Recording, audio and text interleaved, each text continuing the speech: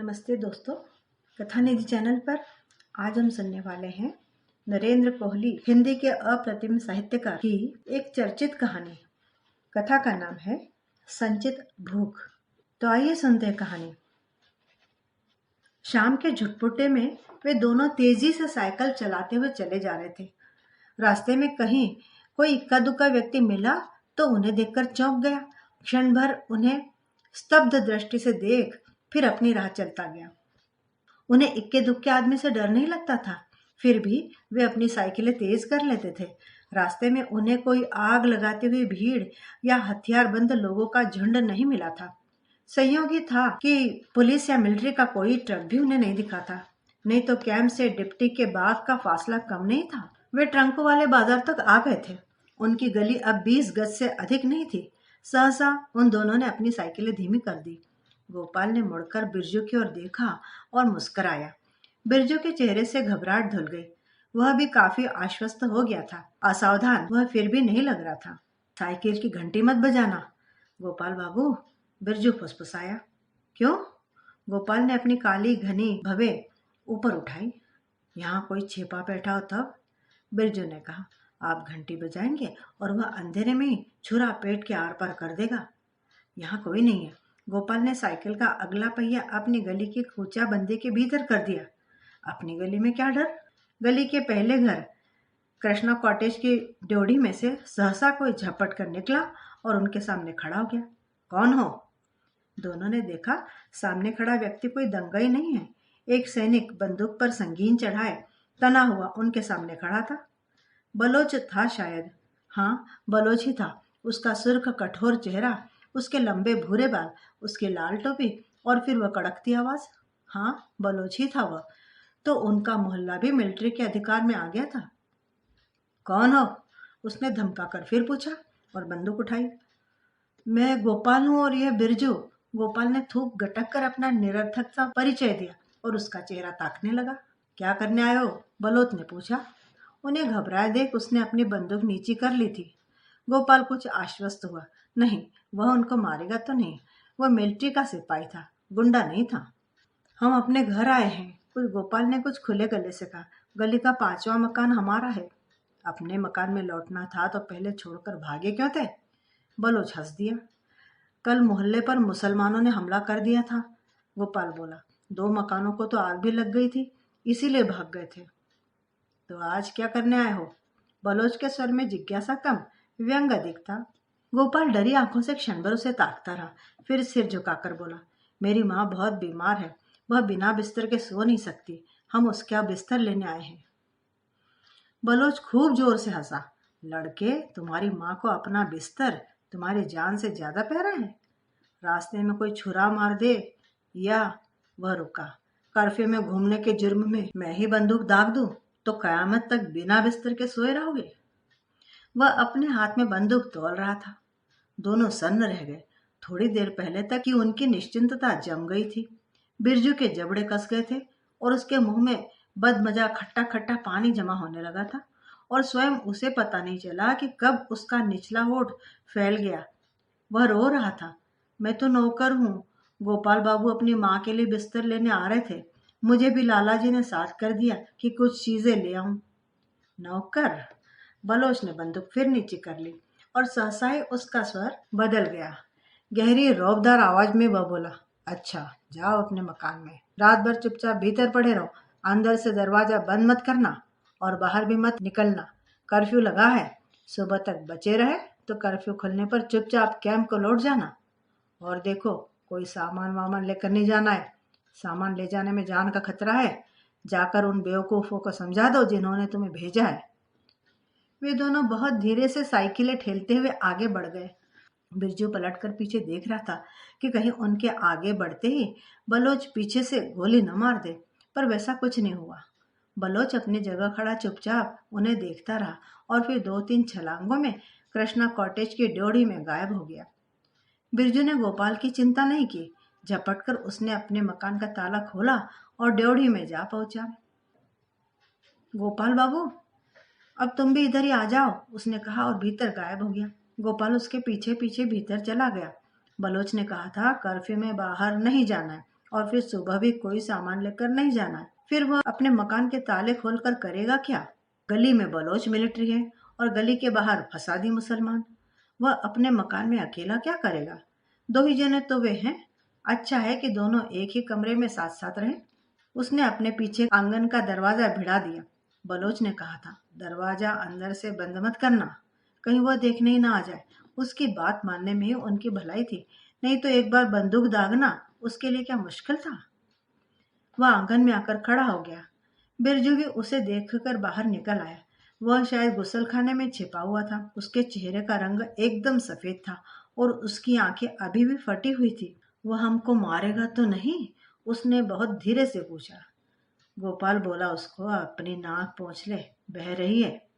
गोपाल धीरे धीरे चलता हुआ ड्राइंग रूम में चला गया। यह लाला जी की बैठक थी। उन्होंने अपनी दोनों पत्नियों की तस्वीरें बड़े समारोह से दीवारों पर टांग रखी थी। गोपाल बाबू, वह, उसने बिरजू को देखा। वह भी उसके पीछे पीछे ड्राइंग रूम में आ गया था और शायद अब भी जानना चाहता था कि बलोच सिपाही उन्हें मारेगा तो नहीं। गोपाल उसे पिछले 2 वर्षों से देख रहा था, जब से वह लाला जी के घर नौकर हुआ, पर शायद उसने इतने ध्यान से उसे कभी भी नहीं देखा था। 12-14 वर्षों का यह पहाड़ी लड़का साफ सुथरे कपड़े पहनता तो शायद सुंदर ही कहलाता। रंग उसका गोरा था, नाक तीखी थी, उठी हुई, और पता नहीं उसकी आंखों का रंग हल्का नीला कैसे था। इस समय वह डरे हुए चूजे के समान उसके पीछे पीछे मंडरा रहा था। देख बिरजू, गोपाल ने कुछ स्थिर स्वर में कहा, हमें रात यहीं काटनी है। तू जानता है, फिर भूखे तो रहा नहीं जाएगा। कुछ खाना वाना पका और बलोच की बंदूक को भूल जा। खाना? बिरजू ने नाक से सुड़ू किया और आंखें उल्टी हथेली से पोंछ डाली। कैंप में चलकर बना दूंगा गोपाल बाबू, पहले यहाँ से निकलो। वह बहुत दिन हो गया था। मुझे उस बलोच से बहुत डर लगता है। देख बिरजू, डरने से काम चलेगा नहीं। रात को तो हमें यहीं रहना है। रात भर टिके रहे तो शायद सवेरे बचकर निकल जाए। रात को निकलने की कोशिश की तो बस ठाए ठाए। बिरजू के मुंह से अचानक निकला। उसकी आंखें जैसे फट सी पड़ी और गिरने के से अंदाज में जमीन पर बैठ गया। उसके चेहरे पर इस मौसम में भी पसीने की बूंदें उभर आई थी। वह बदहवास सा गोपाल को अपनी फटी फटी आंखों से घूरे जा रहा था। गोपाल उसकी हालत देखकर परेशान हो गया। वह खुद पहले कम चिंतित तो नहीं था। यह पता चलने पर कि 2 हिंदू अभी भी इस मकान में हैं, कोई भी आकर इस मकान पर मिट्टी का तेल या पेट्रोल छिड़क कर आग लगा सकता था। मकान को आग न भी लगे तो भी उसके लिए छुरे का एक हाथ ही पर्याप्त था, या फिर बलोच सिपाही की गोली। उसने कहा था, अगर सवेरे तक बचे तो। पता नहीं सवेरे तक बचना है या नहीं। और ऊपर से बिरजू की हालत। कल रात जब मोहल्ले पर एक बड़ी भीड़ ने हमला कर दिया था तो मोहल्ले की सुरक्षा समिति का सारा प्रबंध क्षण में ही छिन्न भिन्न हो गया था। भीड़ के एक दहाड़ते हुए नारे अल्लाह अकबर के उत्तर में सुरक्षा समिति के स्वयं सेवकों ने बहुत डरे हुए स्वर में जय बजरंग बली कहा था, पर लड़ाई नहीं हो सकी थी। 2 मकानों को आग लगी और लोग भाग खड़े हुए। उस समय शायद किसी ने भी कोई सामान साथ नहीं लिया था। सबको अपनी अपनी जान की पड़ी थी। सामान की कौन सोचता। तब वह स्वयं कैसे अपनी बीमार माँ के साथ कैंप तक पहुंचा था, उसे कुछ याद नहीं है। सारी की सारी रात भाग दौड़ में कट गई थी। पर सवेरे से जब कैंप में कुछ स्थिरता आई और डोगरा मिलिट्री के पहरे में उन लोगों में सुरक्षा की भावना आई, तब से उसके मन में यह चिंता घर कर गई थी। माँ पिछले 5 वर्षों से बीमार चली आ रही थी। उसे कैंप में मिलिट्री वालों की दी हुई केवल एक दरी बिछाकर सुलाने से क्या यह अच्छा नहीं था कि वह उसे घर पर ही छोड़ आता। जब तक जीती आराम से तो रहती और फिर किसी दंगाई क्या तो मारी जाती। दिन भर वह माँ की तकलीफ देखता रहा था और सोचता रहा था। जब शाम ढलने लगी और उसके सम्मुख एक लंबी रात आ खड़ी हुई, तब माँ के सुलाने की समस्या उसके सामने थी। यदि माँ को इसी प्रकार रात काटनी पड़ती तो शायद वह सवेरा न देखती, और सारे कैंप में कोई ऐसा आदमी नहीं था जो उसे एक खेस या चादर भी दे सके। ऐसे ही क्षणों में उसने वापस लौटने का निर्णय लिया था। उसे पूरा विश्वास था कि उनके घर जले नहीं होंगे, लुटे भी नहीं होंगे। वे जैसे ताले बंद करके आए हैं वैसे ही होंगे। उसने चाहा था कि कुछ लोग और भी उसके साथ चले, पर एक बार निकलकर फिर कोई मौत के पंजों की ओर लौटने को तैयार नहीं था। केवल उसके पड़ोसी लाला जी ने अपने नौकर बिरजू को साथ कर दिया था कि वह भी उनके कुछ कपड़े ले आएगा। बिरजू या तो अपने मालिक की बात अस्वीकार नहीं कर सका था या फिर शायद उसे इस बात का अंदाजा नहीं था कि घर लौटना कितने जोखिम का काम है, और गोपाल ने भी साथ पालने के भाव से उसे स्वीकार कर लिया था। उसने हाथ पकड़कर बिरजू को उठाया। उठ बे, क्या पागलपन कर रहा है? बाबूजी, गोपाल बाबूजी। बिरजू हकलाता जा रहा था। वह अपने पैरों पर खड़ा ही नहीं हो पा रहा था। गोपाल ने अपनी पूरी ताकत से उसे उठाकर खड़ा कर दिया। उठ, खड़ा हो।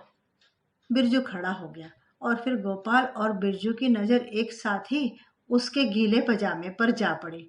गोपाल समझ गया कि वह खड़ा क्यों नहीं हो रहा था। जा जाकर कपड़े बदल, गोपाल ने कुछ सख्त आवाज में कहा। मेरे पास और कपड़े नहीं है। बिरजू शायद रो रहा था। लाला जी ने कल ही कहा था कि वे मुझे नया पैजामा बनवा देंगे। गोपाल को खीज हो आई। पागल मत बन, सारे घर की चाबियां तेरे पास है। चाहे लाला जी की गरम पतलून पहन ले, तेरा कोई हाथ पकड़ लेगा?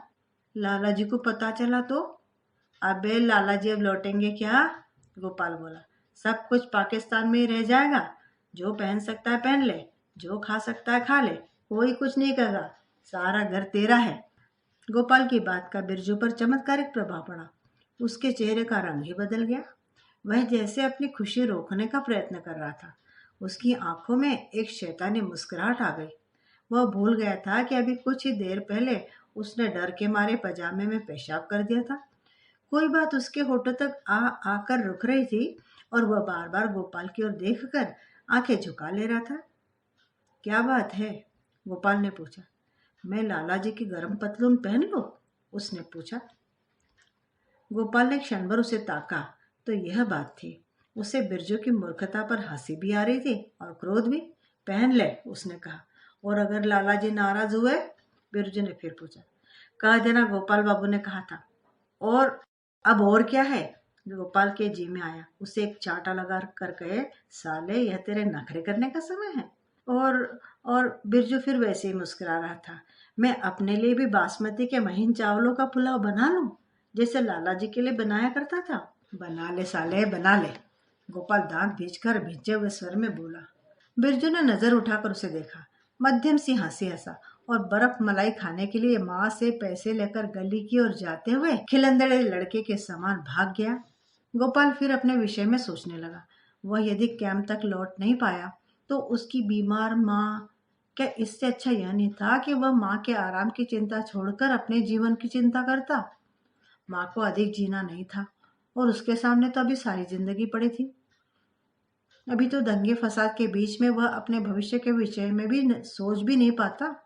पर कभी तो शांति होगी। हिंदुस्तान में जाकर तो वे नया जीवन आरंभ कर सकते थे। जब वहां जाकर सरला को पता चलेगा कि वह माँ के लिए बिस्तर लेने के लिए वापस घर लौटा था और फिर उसे किसी ने नहीं देखा, तो वह क्या करेगी? सरला सरला किस कैंप में होगी? और सहसा उसकी नाक में तेज गंध आई। क्या? घी? हाँ, शुद्ध देसी घी था जिसकी खुशबू चारों ओर फैल रही थी। शायद बिरजू पुलाव बना रहा था। यह साला मरवाएगा मुझे भी। वह आशंकित हो उठा। यह नहीं कि सादा सा कुछ बना ले जो खाकर हम पड़े रहे, उल्टे असली घी की गंध उड़ा उड़ाकर अपने यहाँ होने का विज्ञापन कर दंगाइयों को बुला रहा है। अभी एक छुरा पेट की आते निकाल कर थाली में सजा देगा तो फिर खाता रहे पुलाव। वह बिना आवाज किए पैर दबा दबा कर जितनी जल्दी संभव था लाला जी की रसोई में पहुंचा। इतनी ही देर में बिरजू एकदम बदल गया था। वह बीच रसोई में पालथी मारकर निश्चिंत बैठा था। उसके चारों ओर रसोई की हर चीज बिखरी पड़ी थी। मिर्च, मसाले, घी, दालें, कल की लाई हुई सब्जियां, विभिन्न प्रकार के चावल, जैसे वह उनमें चुनाव करता रहा हो। स्टोव पर चढ़े हुए पतीले में वह मस्त होकर प्याज भून रहा था। शायद सहसा बिरजू को किसी के वहां होने का एहसास हुआ और वह अचकचाया हुआ आंखों में आशंका लिए मुड़ा। पर उसकी आंखों में वह भय नहीं था जो थोड़ी देर पहले गोपाल ने देखा था। बिरजू उसके आर पार देखता रहा, जैसे उसे पहचान न पा रहा हो। फिर उसकी आंखों में पहचान लौटी। वह खिसियानी सी हंसी हंसा। मुझे लगा जैसे बीबी जी आ गई हैं। तभी तो समझ नहीं सका कि बीबी जी ने अपनी सुत्थन की जगह लाला जी का पजामा क्यों पहन रखा है। गोपाल के जी में आया, कहे, साले तुझे बीबी जी और लाला जी का डर लग रहा है, छुरे और बंदूक का डर नहीं है। पर उसने कुछ नहीं कहा। बिरजू लाला जी की गर्म पतलून पहने अपनी रसोई में निश्चिंत था। उसे यदि फिर से बाहर खड़ा बलोच सिपाही याद दिला दिया होता तो शायद इस बार वो रसोई भी गंदी कर देता। गोपाल चुपचाप लौट आया। अच्छा है कि अब वह बिरजू के मारे परेशान नहीं था। वह बिना डिस्टर्ब हुए सोच सकता था और कैंप तक लौटने की समस्या पर ध्यान दे सकता था।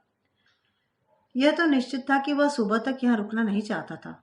पता नहीं सुबह की नौबत भी आए या नहीं, और फिर सूरज के उजाले में यहाँ से कैंप तक जाने का तो कोई अर्थ ही नहीं था। वह अगले मोहल्ले तक भी पहुंच नहीं पाएगा। रात में यदि वे लोग कोचाबंदी के भीतर वाले सिपाही की नजर बचाकर ट्रंकों वाला बाजार पार सके तो ही बहुत है। बाहर सड़क पर कर्फ्यू के कारण कोई नहीं मिलेगा। पुलिस या मिलिट्री का कोई सिपाही मिला भी तो यदि वे लोग भागने की कोशिश न करें और पकड़े जाए और यह प्रकट करे कि हमला होने पर वे घर से भागे हैं, तो वे लोग या तो उन्हें किले वाली जेल में ले जाएंगे या कैंप में। दोनों ही स्थितियों में वे तो सुरक्षित ही रहेंगे। पर यदि रात वाले बलोच ने कूचाबंदी से बाहर निकलते हुए देख लिया तो वह समझ लेगा कि वे जानबूझकर भाग रहे हैं। वह निश्चय उन्हें गोली मार देगा। वह सिहर सा गया। कच्ची और ठंडी मिट्टी पर बिछी दरी पर तड़पती हुई माँ उसकी आंखों में घूम गई। और फिर सरला सरला ने गोटे वाली साड़ी पहन रखी थी जो उसने फेरों के लिए बनवाई थी, सुच्चे गोटों वाली साड़ी। गोपाल बाबू, आ जाओ, रोटी खा लो। उसने बिरजू की आवाज सुनी और वह उछलकर अपनी जगह खड़ा हो गया। आहिस्ता गधे, आहिस्ता, वह बुदबुदाया और भागता हुआ रसोई में चला गया। बिरजू ने दो बड़ी बड़ी थालियां परोस रखी थी। बढ़िया बारीक बासमती चावल, तैरता हुआ शुद्ध देसी घी, इलायची, दालचीनी, मटर तथा धनिए का ढेर। बिरजू सातवें आसमान पर उड़ रहा था। उसे इतना निश्चिंत और प्रसन्न गोपाल ने पहले कभी नहीं देखा था। बिरजू उसे देखकर हंसा। घी और डालो गोपाल बाबू। उसने देसी घी के पीपे में हाथ डाला। बस ओए बस, गोपाल ने उसे चिढ़क दिया। इतना कौन खाएगा, तू तो दावत करने बैठा है। और खाओ गोपाल बाबू। बिरजू को परिस्थितियों का कोई एहसास ही नहीं था। अभी तो बहुत सारा है। गोपाल के मन में वितृष्णा से घिर आई थी। उसका मन खाने को नहीं कर रहा था। एक बार तो जी में आया कि वह खाने को मना ही कर दे, पर फिर टाल गया। खाने की बात उसी ने तो चलाई थी, अब कैसे कह दे कि उसे भूख नहीं है। अरे ठहरो गोपाल बाबू, बिरजू ससा उठ गया। मैं तो भूल ही गया। वह उसे देखता ही रह गया और बिरजू मियानी की सीढ़ियां चढ़कर ऊपर चला गया। ऊपर से उसके गुनगुनाने का स्वर भी आ रहा था और गोपाल का मन डूबता जा रहा था।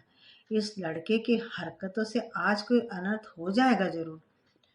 बिरजू लौटा तो उसके एक हाथ में गोभी के मीठे अचार का मर्तबान था और दूसरे में सेब के मुरब्बे का। चांदी के बरक भी हैं, लाऊं? उसने कहा। मुरब्बे पर लगा कर खाएंगे। बैठ यहाँ, गोपाल को आखिर कहना ही पड़ा। ज्यादा हुड़दंग मत मचा कि बलोचों की नीयत खराब हो और वे तेरी दावत खाने आ पहुंचे। वे एक ही गोली में तेरा पेट भर देंगे पूरा। बिरजू ने क्षण भर को बुरा सा मुंह बनाया और अपनी थाली की ओर झुक गया।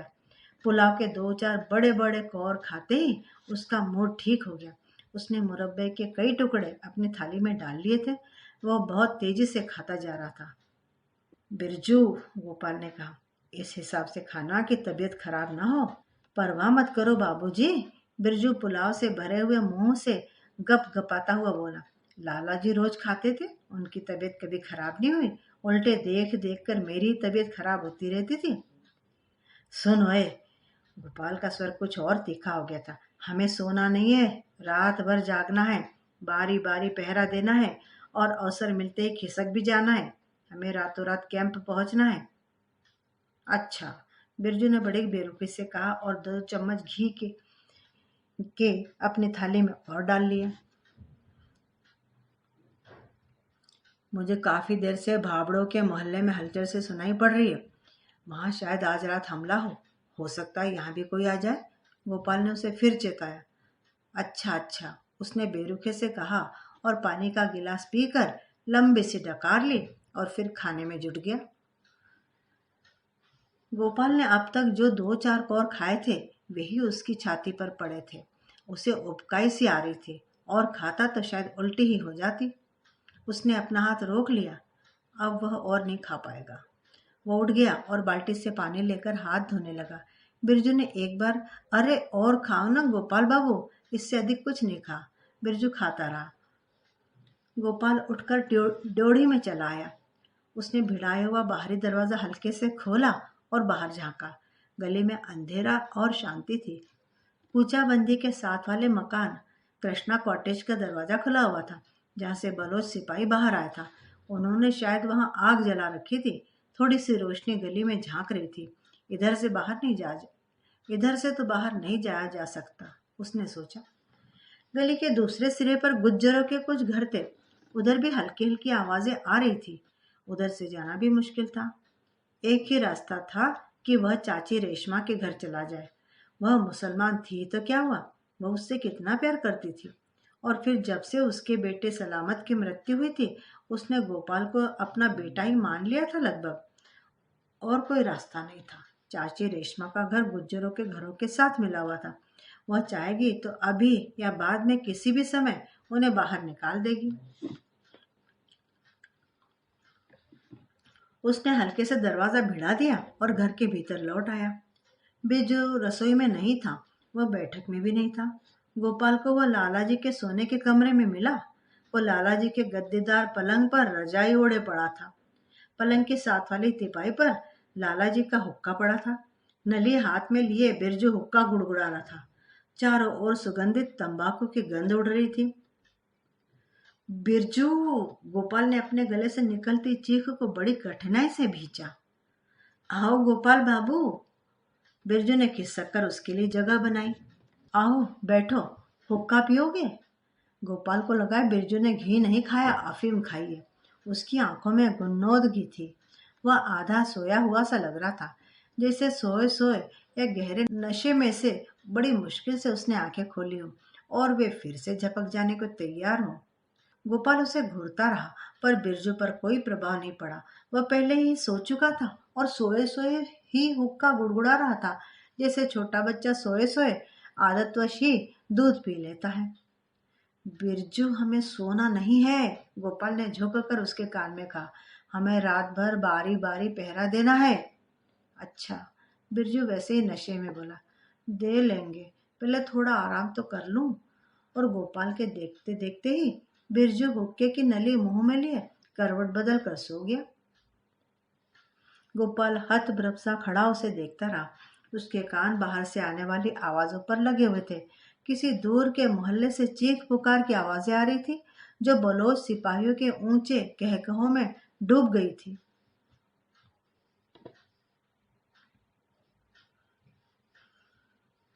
मित्रों, उम्मीद करती हूँ कहानी आपको पसंद आई होगी। कमेंट करके बताइएगा ज़रूर। और अगर आपने चैनल को अब तक सब्सक्राइब न किया हो तो ज़रूर कर लीजिएगा। मिलती हूँ दोबारा बढ़िया सी कहानी के साथ। तब तक विदा।